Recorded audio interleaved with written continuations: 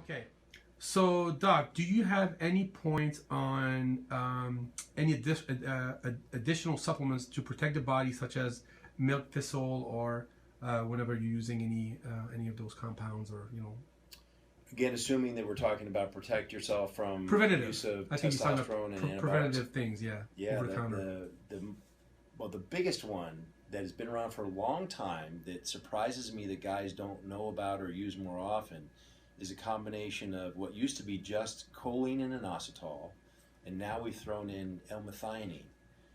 We call them MIC caps for short. I learned about it first from a legendary bodybuilder, Franco Columbu. Yeah, man. The guys and guys that used to room with Zabo, some of the guys even before Franco would come in with a list of supplements, and that would be on that list. And I said, "Well, what are you taking that for?" And a lot of them would say, "I didn't even know, but Zabo told me to take it, and so I'm still taking it after all these years." That combination, the L-methionine is just an amino acid that really, it's a methyl donor, and it really just helps protect the liver in other ways. But choline and inositol, they get rid of the excess glycogen. It's a treatment for fatty liver, and it's a better treatment than any drug we have available for fatty liver. I can't remember the name of the drug. It starts with a U, but I flushed that drug a long time ago, the name of it, because it doesn't work anything close to this. Whenever the guys of old were doing steroid cycles, first of all, where does the excess energy, the glycogen, go first? Muscles. That's why you're using the anabolics, right? You want it to go to muscle. When it's super saturated, what's the next step back in the line? The liver. So a lot of these guys realize, hey, we're getting a fatty liver. So after they do a cycle, they do 30 days of what they would be considered, even today, high dose choline and inositol. Choline, I think, is, I don't remember which it is.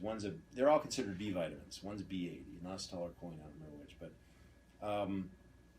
they're water soluble, they're very, very safe, and 3,000 milligrams of choline and inositol, along with half that, 1,500 milligrams of L-methionine, is now used very effectively for just 30 days after a cycle, or if you just have fatty liver for whatever reason.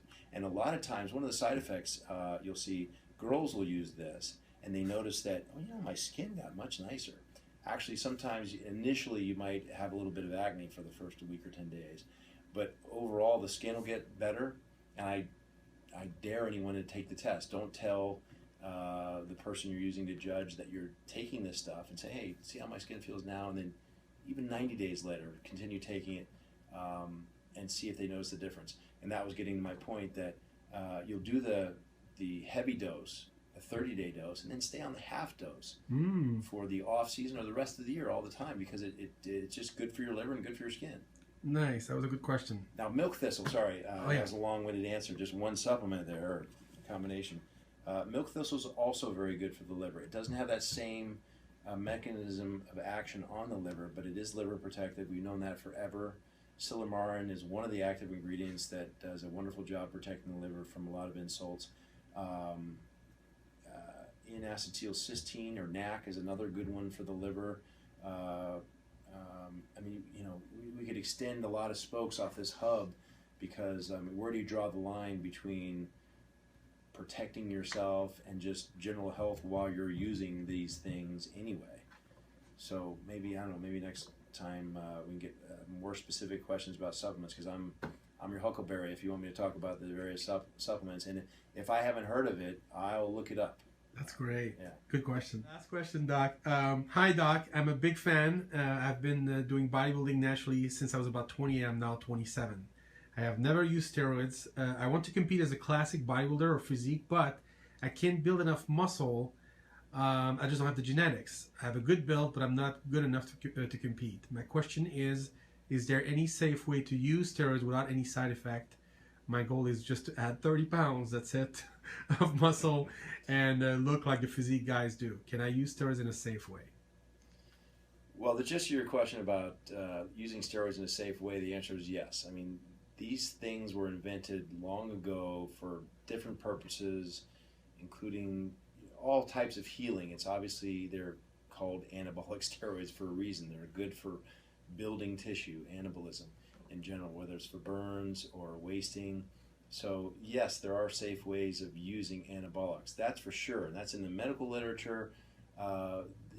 the line drawn is, at this dose versus this dose, physiologic versus super physiologic, or not just that, but supraphysiologic for a time period to reverse a disease process or cure something or treat something, versus long-term and just for cosmetic reasons. And again, it goes back into a lot of philosophy we'll skip.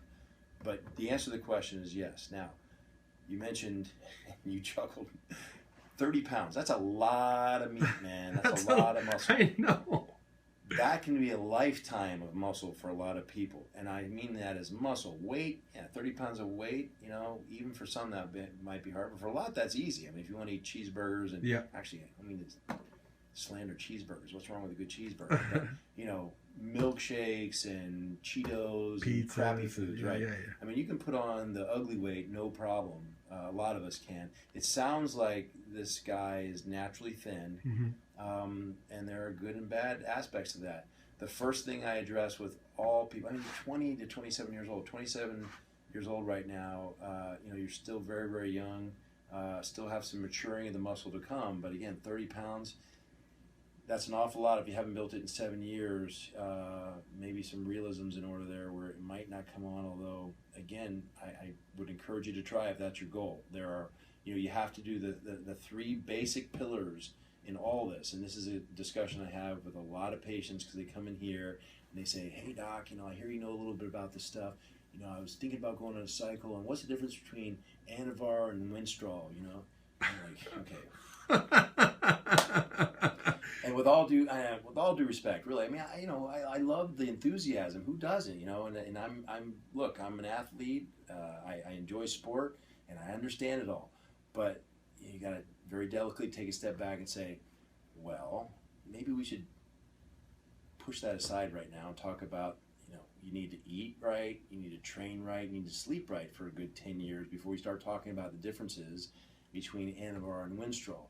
And I'm not being accusatory toward this gentleman at all. Again, it sounds like you put in 7 years, presumably of hard work, but I'm changing the question around a little bit so I can give a different answer, I guess, and have something to talk about. A lot of people come in, a lot of young people and old, thinking that steroids are the answer. Man, steroids are not. The guys that are champions at the best of their fields, whether it be bodybuilding or sprinting or whatever, that are doing this, they've got the basics down.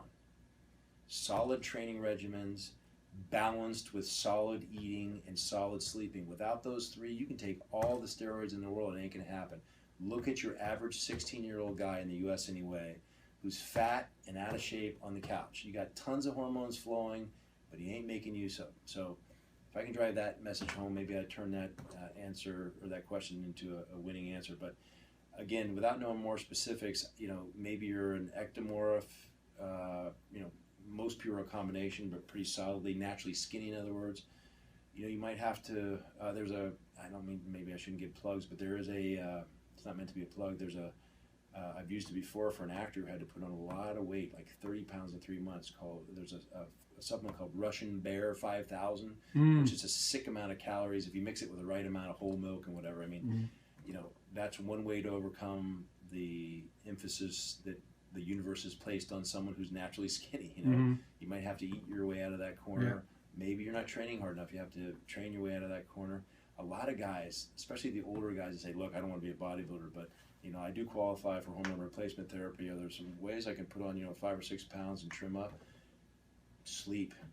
Man, if you ain't sleeping, I don't care if you get up and you feel great. If you're not sleeping but 5 or 6 hours, you are not giving your body enough time to repair. So I don't mean to get up here and give the lecture. No, it's great. I see this all the time. Repair those things first, and then if you're a professional and you want to go that route, then you start thinking about, okay, do I want to go into that other area of anabolics? But that has to be in place first, for sure. That's great. Thanks, Doc.